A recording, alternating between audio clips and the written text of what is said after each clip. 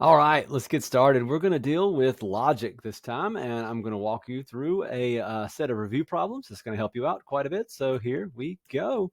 Logic. An and statement is true when both, and I mean both, statements are true. I'll say both. However, it could be more than two things. It could be this and this and this. And so all statements are true. But usually we're dealing with two. So I'll just say both statements are true. For example, this is a highlighter and this is a calculator. That's true. Yay, it's true. This is a highlighter and this is a giraffe. No, no, that whole sentence is collectively false. This is a highlighter, but this is not a giraffe. Same kind of color scheme, but not a giraffe. And so if I said this is a highlighter and this is a giraffe, I have lied to you. Okay, but we've been through this. Or is true when either statement is true. That's important. And if then is true when, well, I'm going to change this one a little bit. There's only one time that if then is false. So it's easier to word it this way. If then is false when if is true and then is false. And what it really means is that somebody lied to you. Okay. If you, I'm trying to think of a good example that I haven't used in class 100 times. If you give me $1, then I will say thank you. Okay. If you give me $1, then I will say thank you. But you give me $1, but I don't say thank you, then I have lied to you. When I told you if you give me $1, I'll say thank you, then I have lied to you. So let me look you in the eye and tell you this. If I say if you give me $1, then I'll say thank you. You give me $1, true, but then I don't thank you. That's false. Then I have indeed lied to you. So, all right, that would mean that the if then statement is false. If and only if is true when if and then are both true or both false. And what I mean by that is this. Let me give an example. If you give me $1, let me rephrase it. I will say thank you if and only if you give me $1. That's the only circumstances under which I will say thank you. I will say thank you if and only if you give me $1. Okay. Well, let's suppose you give me $1 and I don't say thank you, then I lied. So that the whole if and only if would be false. Let's suppose that you handed me a bowl of soup and I said thank you. No, then I lied. I will only say thank you if you give me $1. So, I mean, I know it's a ridiculous example, but it does kind of solidify our understanding in this, I think. So let's fill in some truth tables. By the way, just to review a few little symbols here. And is this, or is this, if then is that, and if and only if is the double arrow, and then there's one more we don't have, and that's the not, and you've seen that one before, so we'll just jump right in. Let's see. A quadrilateral is a square. The four sides of a quadrilateral are congruent. The four angles of a quadrilateral are congruent. And now we have to put a little sentence over here, and it's just going to be kind of tricky and nasty and gross, but we can deal with it. So a quadrilateral, I'm going to abbreviate a lot, is a square. If and only if, I'm taking these little letters and I am substituting sentences and symbols with the symbols. I'm substituting words in there. A quadrilateral is a square, and here's if and only if, and I am going to abbreviate it the way it should be, IFF, save some writing. If and only if this is true. And this is Q and R, and that would mean the four sides of the quadrilateral are congruent and the four angles of the quadrilateral are congruent. If and only if the four sides are, I'm going to use a lot of mathematical abbreviations here. This is the symbol for congruent. It's equal with the squiggly over the top. And I like to capitalize important words. The four angles, yeah, I'm abbreviating, are congruent. Lots of abbreviation. But that's the whole sentence right there. A quadrilateral is a square if and only if the four sides are congruent and the four angles are congruent. So we need to be able to look at the symbols and make a sentence out of this. So we're going to build this and we have some empty space to do it. So if I was going to build this, I would need a Q and R statement. So we'll put Q and R. Well, that's Q and Q. That would be a useless statement, wouldn't it? I am tall and I am tall. Okay. Q and R. So I have the Q and R. So I also need a P. Well, I already have a P. So I have everything I need. This is a really wide column just for one little thing. But let's start filling it in. I'm not going to put anything here. There's no need to. This stands for the four sides of a quadrilateral congruent and the four angles of a quadrilateral are congruent. It's basically this and that. I don't want to write it all again. It's all here already. So let's figure this one out. Q and R. I am looking for both statements to be true. Let me slide down. Both statements are going to be true. And just to be clear, this column comes from this one and that one together. So I'm using those two, and those two need to both be true in order for me to put a true. So if I see two trues, I put a true. If I see two trues, I put a true. Two trues make a true. Two trues make a true. Yay! All right, everything else is false. Hope you noticed that. I have a false, I have a false, I have a false, I have false, I have false, I have false. So false, false, false, false, false, false. One false throws the whole thing off. Okay, now I'm dealing with if and only if. I grab my yellow highlighter, and this column is going to be based upon P, which is this column, and also upon Q and R, which is this column. And in order to have an if and only if, I need both to be true or both to be false. And so let's jump right in. If I have the same thing, I'll put a true. So same thing, put a true. Different, put a false. Different, put a false. Sorry, tired. Different, put a false. Different, put a false. Same, put true. Same, put true. Same, put true. We're done. Okay. This kind of goes through some examples. This solidifies our understanding. So I'm going to pick a random row like this one right here. Quadrilateral is not a square. If the quadrilateral is a square, if that's false, then it's possible that the sides aren't congruent. Maybe the angles are. It's one of those kind of situations. So we've done some logic to figure out when things would be true and when things would be false. So let's move on to the next one. This would be more of a manufacturing kind of thing. The steel rod is longer than 5 meters. The steel rod weighs more than 3 kilograms. The steel rod will be discarded. So let's come over here, do a little bit. P or Q, the steel rod is longer than 5 meters, or, notice the or, I'm not going to put the steel rod again. I'm just going to put, or it weighs more than 3 kilograms. Okay, I left a word out at the very beginning, and here's the word I left out. Notice that this arrow is there, which means if. So if, I got to back up and put that word in there, if the steel rod is larger than 5 meters or it weighs more than 3 kilograms, then not are. So the steel rod will be discarded then. That's an important word. The rod, the steel rod, or it, will not be discarded. Okay, whoa, it fell. Oh. All right, let's build this column, and this column is going to come from all the stuff over here, but we're going to have to build to it. So I need a not R column. So not R, there's a column there. And I need P or Q. I need that column as well, P or Q. So let's just build these things as we go. I need a paperweight. I'll use this brand new super glue that I bought. I'll hold the paper down. If not, I'll glue it. P or Q comes from the P column, comes from the Q column. In order to have an or, I need to have one true statement to call it true. So true, true, true, true, true, true, false, false. All right. Not R is the opposite of everything I have here. I'm not going to highlight anything there. So false, true, false, true, false, true, false, true. And I have an if-then statement. Let's use a yellow highlighter. This column is going to be based on this column and this column.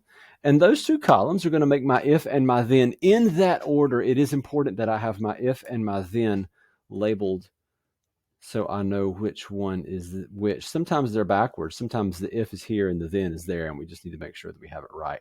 So I personally like to look and see which ones are false first. And if I have a if that's true and a then that's false, then I'm going to mark the whole thing false. So I'm looking for TF basically. TF is false. TF is false. TF is false, and that's it. Those are the only TFs I have. Everything else is true. All right, that finishes that example. We have a couple more on the back. We're going to do those, then we're going to do a logic gate problem, or 2, or 3, or 4. It's going to be fun. Let's flip this over and keep going. All right, things get a little bit wacky. They get crazy, and I hope you're up to the task. So I'm going to go fast. I'm not going to talk much, actually. I'm just going to jump right in. In order to build this column, we need a not Q or not R. There's that column. In order to really build that, we're going to need a not R column. We're also going to need a not Q column. Okay. So we have dealt with this one. Now we need to deal with this one. So we're going to put the whole thing first. Not P or Q.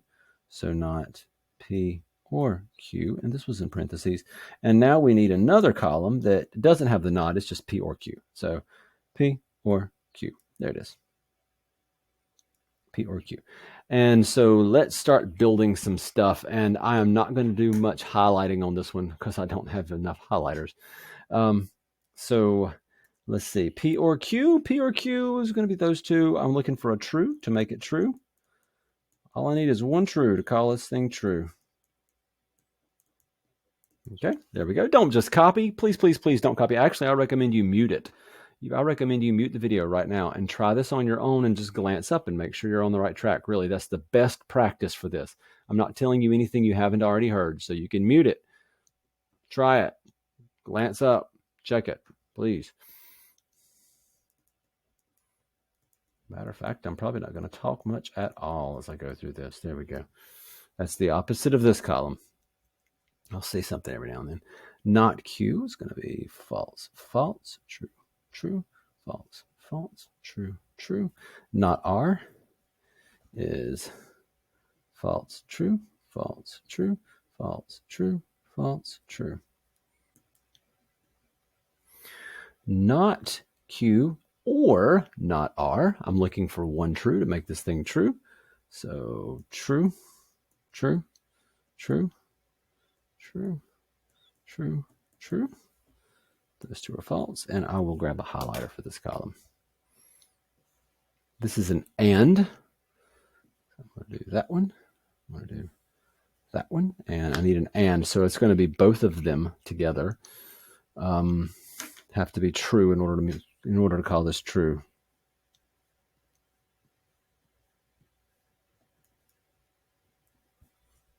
There we go. There we are. We're done.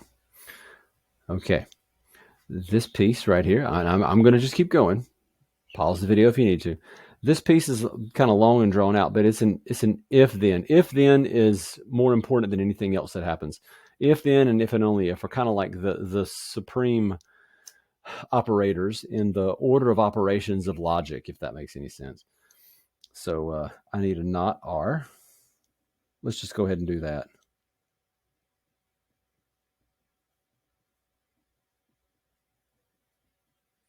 And I need all this, and that's going to be gross. So not Q or not P or Q. There's that. So I'm going to need a not P or Q, which means I need a not P, and I also need a not Q. Whew, it's a mess.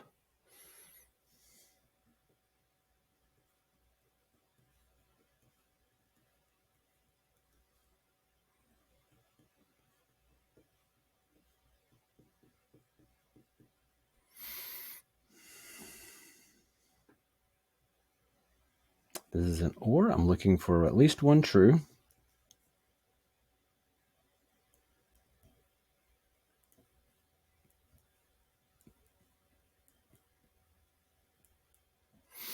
This one's an and. I'm looking for two trues.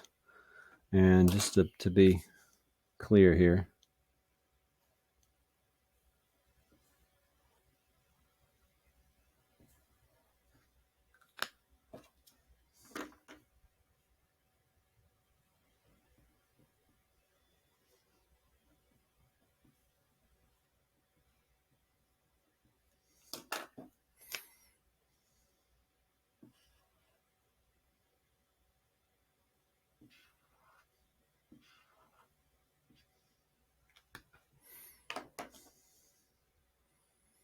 All right, this is my if.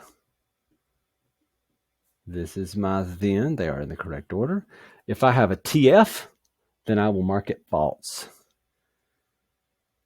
TF is false. Everything else is true. There we go. All right. All right, let's slide this thing up a little bit here. We're going to do some logic gates. I really like this stuff. This stuff is fun. I'm going to use a pencil because I'm going to have some erasing to do. A is true, B is false, and C is false. Okay. By false, it's a not statement. It becomes a true. Again, I recommend you try these on your own. Two trues run into an and, you get a true. If I have true or false, I have a true. My true hits a not, and it becomes a false. There we go. That's it. It's that simple. So this one is a false. I don't know why I'm writing the whole word, but I did. Okay, I'm going to erase and start all over. A is false, B is false, and C is true.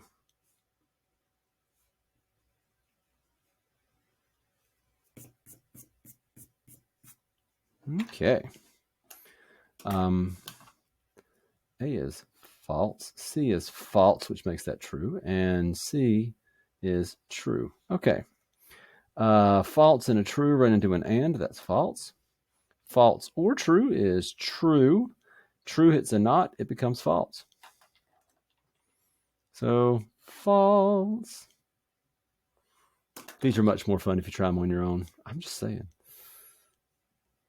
All right, I'm changing this to match the next problem. A is false, B is true, C is true. I'll rub a hole in my paper doing this. All right. Oops. That was true. False, double false, it's an and, it's definitely false. False or true. Okay, so I'm going to jump ahead here a little bit in just a second. But if I have a false or true hitting an or, I have a true, which makes that false. Can I just glance down at the bottom of the paper and answer something for you here? What truth value of C will always make the output false? Okay. Check this out. For an or statement to be true, I have to have a truth, right? So one of these has to be true to make this true, which makes this false. So what value of C will always make the output false? If C is true, we're going to have a true coming out of here. Always. I don't care what happens over here. A true hitting this or statement makes this true, which makes this false. So what truth value of C? Let's make a sentence out of it. C must be true. There we go. If C is true, the output is always false. That's it. So let's answer this question up here. This one's going to be false. Man, they're all false. They're all lying to me. I'm glancing ahead at this next problem, the last problem we're going to do. Not the last one on the page. We've already done the last one on the page. But notice that C is false in this case. So if C would have been true, we'd already know the answer, right? So notice that the output is false whenever C is true. Not a coincidence. When C is false, still don't know what happens. It depends on other things, but A is true, B is true. All right, we have two trues. It hit True hits a not, actually, and that becomes false. True and false becomes false. False or false is false. Ooh, for once we're going to get something that's going to be true. This one's going to be true. There we go. Final answer on this last problem is true. These are fun to me. I don't know why. I just thoroughly enjoy these. There you go. Hope you had fun too. Really hope you did. If you didn't, then, well, I'm sorry.